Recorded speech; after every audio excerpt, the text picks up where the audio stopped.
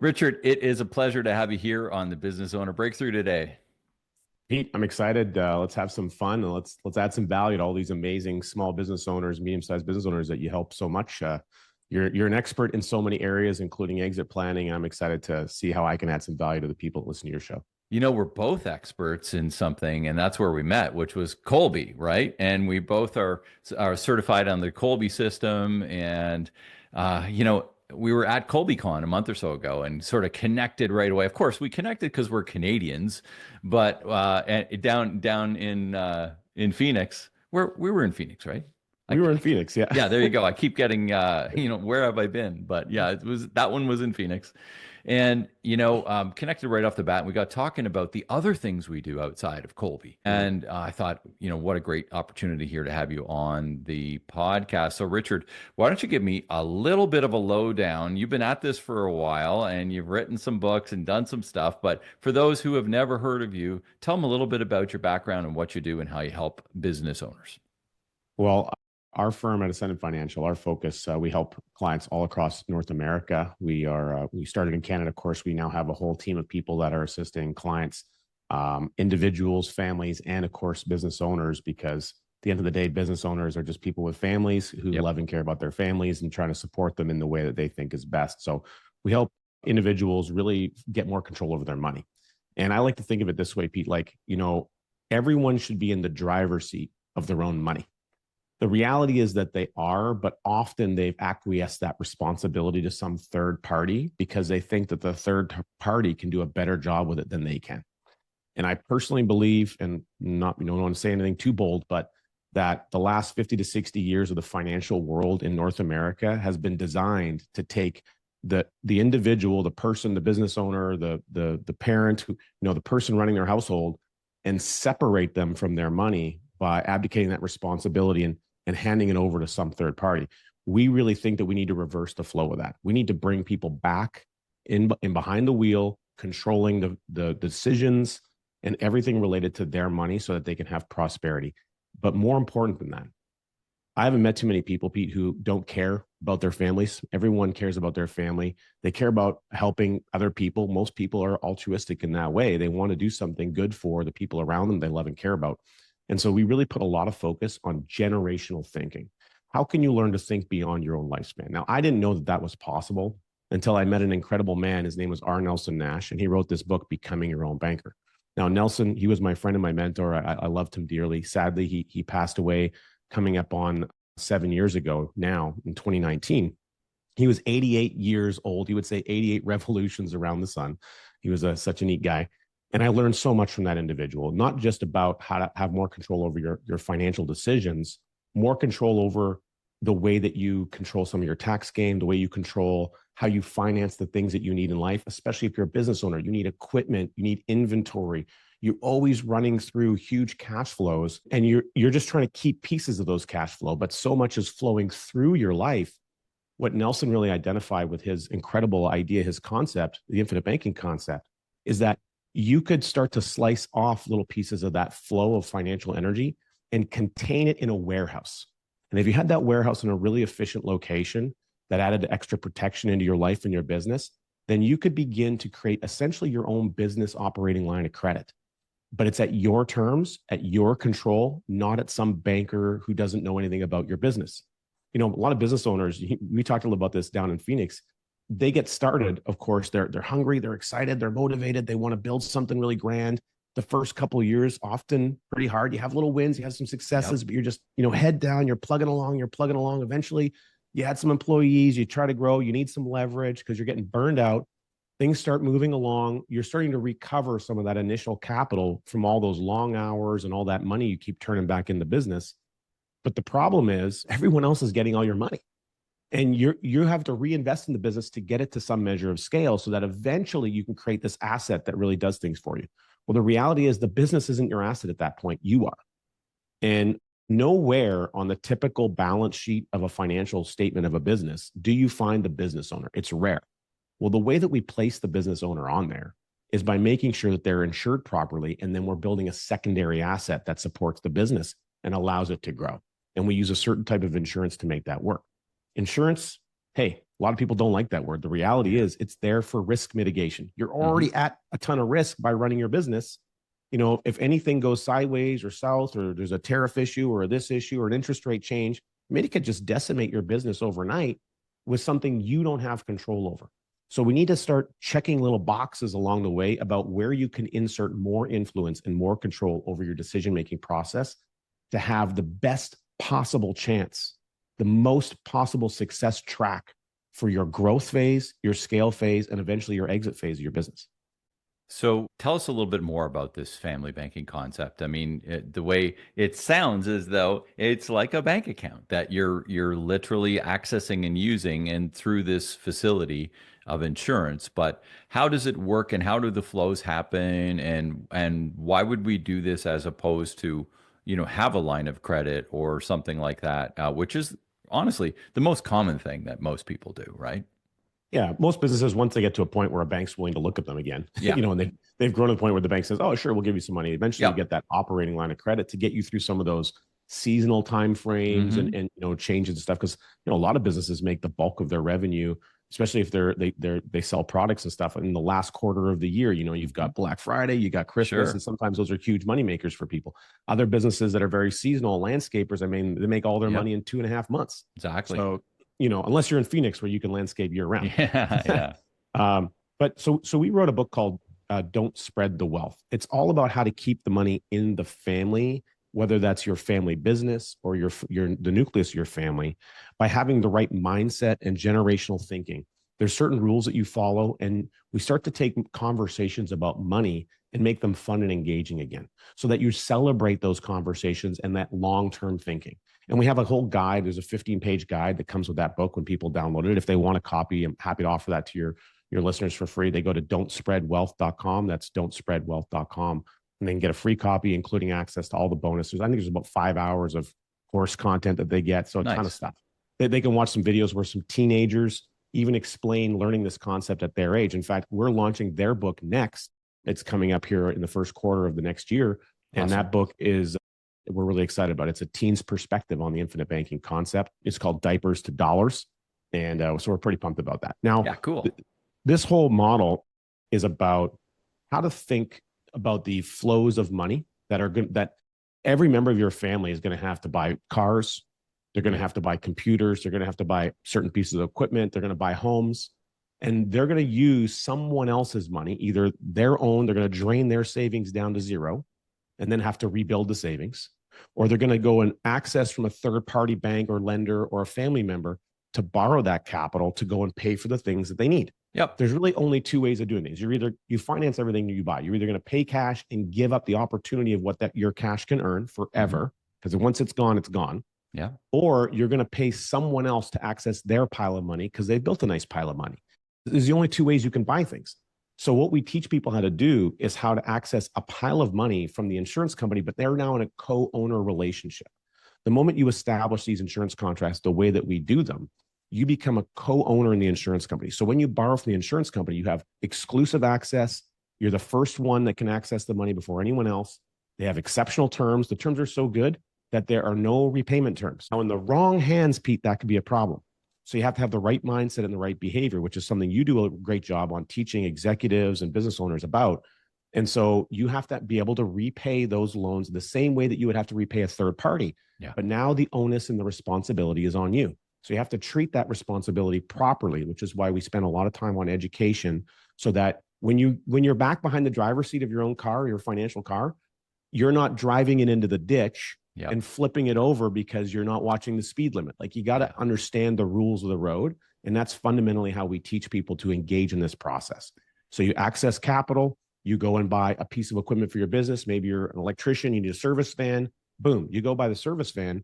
Well, that service van would have cost you, let's say, $800, $1,000 a month in monthly payments to some third party like Ford Credit or Chevrolet or something. Yep. So you take that same element and you just redirect it back to the machine that you co-own. Meanwhile, your asset continues to grow uninterrupted. And throughout the whole process, there's like this magical little wrapper of protection that surrounds you and the family. So as the business owner, if something happens to you, then a big fat chunk of tax-free money that Uncle Sam and the Canadian government can't get their hands on shows up, and it solves a whole host of problems that you're going to leave behind. Because if you're the one driving the business and your spouse and your family members aren't involved, they're left behind with this literally like this time bomb. And it's not only just a financial time bomb, it's an emotional time bomb. Sure. And they're rarely positioned to know what to do with it. And as a business owner, it's your job to steward that behavior. So you have to set these things in motion to make sure that you're setting your family up for the success that you actually wanted to have happen. Yeah. So when you see this kind of thing happen, let's say somebody's doing $5 million worth of business. They have small manufacturing, or they have a retail business, and maybe they have $1 million worth of inventory that they're having to stock up in their store, a couple of $1 million worth of inventory. And they've been using line of credits. So we're talking about established business, because most of our listeners realistically are not startups, they're established. Mm-hmm. So for that perspective, if we're talking about flipping somebody into something like this, what would the process be? Like, how would that happen? How long would it take? What sort of implements and what sort of triggers would happen along this way until they got to the point where they're saying, okay, well, this is all running under the infinite banking concept now, and we're rolling along. Like, what's the timeline? And give us some sort of points along the way on what triggers things. It's a super good question. I mean, the unfortunate answer is it really depends, but it depends on things like how much of your profit are you consistently socking away right now? Are you capitalized currently? Like, a lot of businesses, before they get to where they have the operating line, they're running on what was referred to as a sinking fund model, where they're building up a slush fund, and then they have to make a pragmatic decision. Okay, cool. I need a new piece of equipment. I need this. I need to attract a new employee. They're like, how much of my chunk of money can I let go without risking everything in the business? So you're already making those decisions. You become accustomed to making them now. So now you're going to say, cool, instead of going for that piece of equipment or whatever I was planning to do to grow the business, I'm going to get this piece of equipment, which is an insurance contract. I'm going to hire an employee that I'm going to lock in their pricing so I never have to pay them another dollar more. I'm going to inflationarily control that. I'm going to hire that employee so that they're going to create, literally work 24/7, never sleep, never take vacation, and don't require benefits, so they can protect me with tax-free money, and they can grow an asset that builds on the balance sheet of the business, that I can access capital without any questions whatsoever for anything I deem necessary. And I'm going to hire that employee. And so how much would you want to pay an employee that does that? Well, if you were hiring a key employer for your business, you might headhunt them. You might put some money up front to make sure you can get them, because we all know the cost of retraining. Right. So, and if you knew that you could lock in their wage and never have to worry about paying them a bonus or anything, and that person was going to work with you for the life of your business, well, how long do you want to be in business for? When do you want to sell? So all of these decisions is how you would look at that. Okay. So if you were hiring a person to do that, you might say, cool, I need to pay them a key executive wage. I'm going to fund maybe, a $5 million business. Let's say I'm going to take approximately, 10% of gross revenue, and I'm going to slide that into this machine now. Now, immediately, I'm going to have access to a pretty good chunk of that capital I can borrow back out to put back in the machine. I'm not going to have access to all 500 grand, but that key employee needs training. We got to get them acclimatized to the business. Like, there's a whole element that happens there. Mm-hmm. So maybe you get access to 4, maybe 425, somewhere in that range. Who knows? So I have some sunk cost in there, but now I've got this whole asset protecting me. If I can borrow back out of that machine and I can now go buy the piece of equipment that I wanted or buy some inventory, now I'm in the practice mode. So in order to get good at anything, any of the elements of business, marketing, managing people, delegation, whatever the elements are that you've already learned those behaviors over time at business, this is one more thing you have to learn. So you do need some practice. Now you might have a financial controller, you have a bookkeeper, someone that's going to help you with that process, and you would work one-on-one with a coach. So no different, Pete, you show up, you help people plan an exit strategy for their business, or you plan how to get your teams operational properly using things like Kolbe, getting everyone on the same page with communication. You're going to hire Pete to come in so that your business can grow. That's what you want. Well, you would have a coach helping you implement this process, because it does take some education. Yeah. And so, but some people who have gone through, they've read a couple of books, they've gone through some education and some podcasts, etc. They could be mission functional pretty quickly. Nice. As long as we can get the insurance improved, which we get on the primary business owner, maybe the business partners, probably the spouse, maybe the kids. We can incorporate all that family planning at the same time. And then we get that machine churning. So it's not just like you're the only insured person, but you think of each one of these policies as like a, when a bank is profitable in an area, well, they open up more branches. Every time that a new development happens, because some of your clients are in construction, well, they're in there building new banks. They're the first thing to go in. You get one grocery store, one gas station, and boom, a bank shows up. And that's the first thing that's in there because they want those deposits from all those new people coming in. Well, the same way that a bank expands is the same way you would expand, which is getting another policy to expand your system. And it's strategic in its growth thinking, but it really ties to what the business owner can conceive. And that's our job as coaches, is to help them see a bigger future that they can step into. Do most people start off with sort of a monthly, they're adding in, like you said, why pay $800 for your van? Just put $800 into this. Are they starting with sort of that monthly sort of, ongoing thing, or are they lump summing off the bat to get things rolling? Like, what's the more common? The type of clients that you serve, they're going to be doing lump sum things most frequently. And then there's some ebb and flow of that, because it really depends on what's happening in the moment when the business is coming into this experience. And I'll give you an example. So I have a gentleman who's in the aerospace business, amazing guy. He does some custom manufacturing for aerospace parts. So he does a lot of his business in Canada and in the United States, and he has corporations in multiple countries, which makes his bookkeeping a little bit finicky. That's his, he's got that sorted out. And so we first establish a holding company. Holding company owns these contracts, because when you want to go exit the business, you don't want to have assets that can't be separated very well from the business structure. Right. So that's where you come in and you help facilitate, the thinking on how do you want to get your business mission functional for sale. In the planning stages, we build some of that upfront. We make sure holding company is involved, or an LLC, something to that nature. We have this machine that we're building in there, and we're putting capital in. Now, when we need money, we're accessing it from that holding company to fund business operations. All right. And whatever the business needs, that's now coming, its source of capital isn't always coming from inside the main business. It's now coming from this secondary business that you own and control separately. Awesome. And there's some accounting there, but that's just the nature of business. That's what you have to do.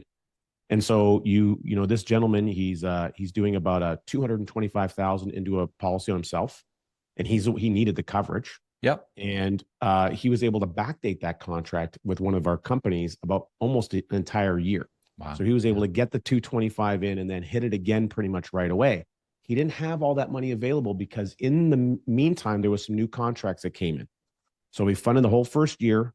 We switched him to monthly for the minimum requirement. But then there's a big flexible portion. The flexible portion was, I don't know, ballpark, maybe 50,000 was the minimum, and the rest of it was flexible. So he's paying a monthly minimum, but he was able to jam in all that flex capital right away, borrow a huge chunk of it right out, and he's literally funding purchase orders right now for inventory for his manufacturing business as we speak.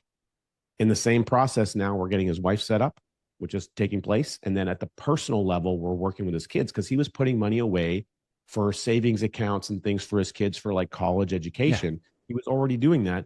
We're just taking that same cash flow that he was working with, and we're redirecting it into a new machine that he has more control and autonomy, and it will be there past his own lifespan, because it's on his kids. Probability he's going to go before his kids. You and I don't have a best before date stamped on the back of our net, so we don't know when we're going to go. But that's the hope. So the kids are going to see that cascade effect of capital, and when he's gone, there's going to be a huge tax-free element that shows up that they're going to now know how to steward because of the conversations that they're having that they weren't having before. Yeah. So many of small business owners have their wealth tied up in their business, Richard. Like they might not have this lump sum because they might have, it's always been left in the business. It's already basically in a piece of equipment or inventory that's showing up on the, they might be bringing home enough to live comfortably and all that kind of stuff. But as far as having a whole bunch of savings, they're saying, well, I own lots of shares, but they're in my own business. And outside of that, my wealth is tied up there. So how do you crack through that and sort of, because that's a reality for a lot of small business owners. It's like they don't have a lot of excess cash, but they've got enough to live comfortably. That's one of the beautiful things about this system, is that we can help people understand cash flows. There's a difference between liquid cash, cash on the books, Yep. what you've got ready to work with, or For your sure. war chest, right? Every business needs a war chest. Yeah. The problem is the business owner keeps throwing the war chest to work right away Yeah. because he sees an opportunity, right? And so we can start to identify the timing of those things through good conversations and good coaching. Say, okay, why don't we structure this? We can kind of see things that often the business owner can't see because we're accustomed to that. That's part of our expertise. Yeah. And so I'll give you an example. So I have a policy. It just so happens to be on my wife, and I call it my tax policy. I have to pay taxes just like everyone else. And, being Canadian, it's not always friendly. All right. Yeah. Well, I have a tax policy I set up a number of years ago. And this is actually a conversion of some term insurance I'd set up on another policy on my wife years before, which I got before I proposed to her because I felt pretty good about my chances. All right. So I'm a long-term thinker. Yeah, there you go. So it took me about 7-8 years before I was able to, convert this particular insurance. Now the policy premiums, I think, is about, just to round it off, I'll say it's about $35,000. It's a little bit up above that. Yeah. The minimum required amount is about 10 grand, just to keep things simple. So 10 is the minimum required each and every year, like clockwork. It's part of my budget. And then, about 25 of that is very flexible. So it's optional. I don't have to put it in, but I want to put it in. All right. Now, I'm going to pay a bunch of taxes for my corporation anyway. I'm going to pay taxes personally. Well, my personal taxes get paid from the corporation anyway, because that's how I earn my money. It's just how I take it out of the corporation is how it, however we figure that out. Yeah. So in this particular environment, I put a $35,000 in, and I was able to backdate it again. So I was able to get some money in there right away. I borrowed from the machine to pay my annual taxes. Now, the powers that be at the Canada Revenue Agency, they want me to submit quarterly tax payments. And most businesses have to pay a monthly or quarterly tax bill because they don't have any sense of humor about that. Yeah. And if you don't pay it, they might charge us some penalties and fees. All things being equal, you talk to your accountant about that. Yep. Now, I like to be in control, and I don't really care about when and how I pay that bill. So I was happy to just pay it at the end of the year, including some of the fees, but I got to determine what to do with the money before I gave it to those guys. So the same dollar I was going to give the Canadian government, I run through a machine that is an asset I own and control that also protects my family and my wife. And now I borrow from that machine and I pay the tax bill. Now I can pay it quarterly if I want, and I can choose to do that. But that quarterly payment that I would have normally made them, it now goes back as a policy loan repayment. And I have excess cash flow in the business, so I just hammer it down faster. As soon as it's gone, the rest of it goes directed to new premiums. So every year I fund the machine. Once I get a couple of years out, now that particular policy can pay my tax bill as my business grows, because the tax bill is going to grow with the business. Does that make sense? Yeah, for sure. So every time I do it, once it's growing, it's now on perpetual motion. So think about a machine that operates in your business. You have a manufacturing business where the reason you got that is because you can turn an awful lot of product or whatever off that machine. It's doing work. You want that machine working all the time. Well, if that machine never had downtime, and the longer that you used it, the more efficient it became, how many of those do you want to buy and put on your shop floor? Yeah, no, that's great. I mean, one of the things that we also see, and it's an interesting, probably half of my business is sort of helping people within 2 to 5 years, sort of when they want to get ready to exit. But some of them are further along, and it's like, okay, I'm ready to exit now. And they haven't done some of their homework. They haven't done sort of some planning and these sort of things. We often see business owners that are really unprepared in a lot of different ways. Not their business may be unprepared, but they're personally unprepared for a variety of different reasons, whether it's mentally they're not there yet, they're not financially ready, a variety of different things. But when I look at doing something like this, and how does it happen when the business gets transferred? Now we've got it up in the holdco, so it lives in the holdco, and we're transferring this business. What happens then from the holdco perspective? It just sits there, and then the ins and outs of what are going to happen with that account, let's call it, after the business transfers. Do you usually take some of the proceeds of the business transfer and pop it in there? How does it live after the business transfers? That's a really good question. I love that. And so there's so many options. It really depends on a number of factors like age, what's the stage of life. Mm-hmm. Like some people, when they're selling their business, they're like, okay, that's my quote unquote retirement time. I personally don't believe in the word retirement because it's me neither. We share that. It means the big sleep. Yeah, All yeah, right. I'm going to yeah, retire for the evening, except forever. yeah, You don't want to become low hanging fruit for gravity. All right. Don't let yeah. gravity drag you down. That's what I'm I with mean. you. And so you're looking for the next phase of life, whatever your Yep. next big challenge is as a business owner, so you can keep yourself going, engaged, have a longevity type of a lifestyle.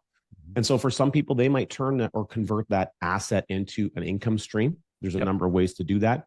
That varies by country, but it's generally the same process. All Yeah. right. And with the proceeds of the business, so let's, assuming that they've been using the credit line of this policy to help the business grow effectively, well, they're going to have an outstanding loan. So you're Yeah. going to just replace all that with the influx of capital that comes from the business, Yep. which means you're just putting the equity back in a machine that Recapitalizing you it. can tap into anytime you want. So Yeah. your capital strong.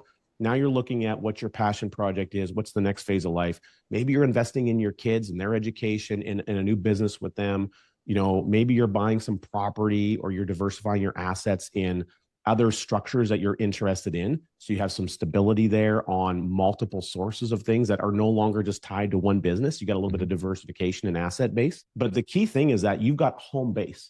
Home base for your money is this machine that you've built, and it's extremely efficient. So now when you deploy capital, you're always deploying capital from there. And when you're returning capital, you're returning it to them. So money is going to go in either as a loan repayment or as a premium payment. Premium makes it grow. Loan repayments allows you control, and literally every time that you put a payment in, you can access it again, typically within a number of days.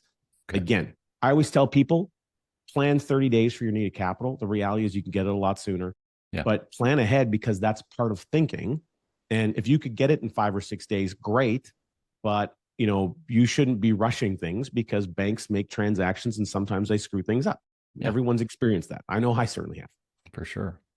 One of the things, Richard, too, well, I mean, there's so much to go. We could talk for an afternoon on this, but the other thing is that a lot of business owners merge their personal and their business. And when you're doing this sort of thing, do you have clients that are putting their homes and stuff into this hold co and then lending out for their own mortgages and things like that on the personal side of things, and still holding stuff within that hold co? Or are you seeing most of it really sticking on the business side to business ventures and a variety of different things around that? Like, does it It, blend into their personal side, or are we keeping it separate? It really can. It depends on the appetite of the Yeah. individual. Some people are maybe a little bit more aggressive. How good is your accounting team? How much scrutiny and eyeballs do you want on everything you're doing? So if you have a measuring stick on the degree to which you want the IRS or CRA scrutinizing everything that you do, if you're okay with more of that, you might play in the gray areas a little bit more, as an Yep. example. There's a lot of things that can be done, but just because you can do something doesn't necessarily mean that you should. Yeah. So you have to weigh that against like your personal appetite for risk, and then Mhm. relevance to your family. And when I say risk, I mean risk of an audit, risk of additional challenges that you're putting up with the tax man, as it were. Mhm. And so there is certainly a degree of that. And I think one of the beautiful things, certainly at least for Canadians, because you're very familiar, Pete, with our aggressive tax system here. Yeah. Yeah. And there's a degree of Canadians who, the reason they get a business is because it's the only way that they can warehouse money and wealth at some tax preferred model.